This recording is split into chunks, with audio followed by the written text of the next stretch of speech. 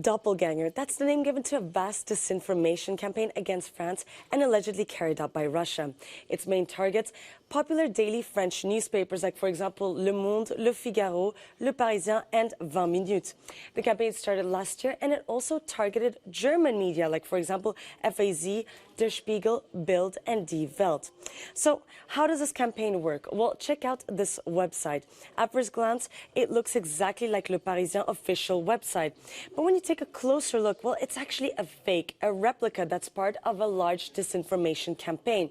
How do we know this? Well, the real website of Le Parisien's domain name is leparisien.fr, while this one, the fake one, is leparisien.ltd. And that's why it's called a doppelganger campaign. Hackers mimic articles and also the layout of real news websites to confuse internet users. And it's so thoroughly executed that they even add links towards real articles from these official websites. And this technique is called typo squatting.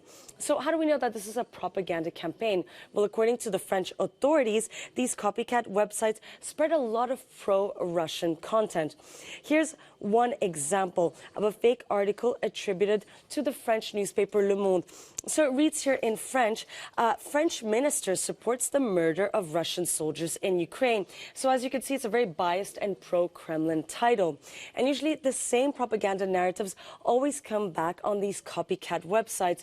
They include, for example, the ineffectiveness of sanctions against Russia, the alleged Russophobia in the West, or the negative effects of welcoming Ukrainian refugees in Europe.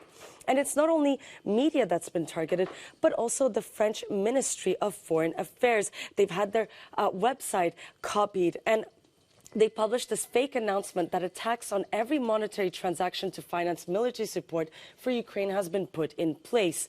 So this means that despite the shutdown of Kremlin-backed media in France, like, for example, Russia Today and Sputnik, well, disinformation is still being spread through other hybrid channels.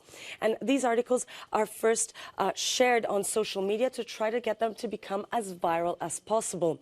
But according to the French government, so far this large disinformation campaign has been quite unsuccessful in garnering clicks and drawing attention.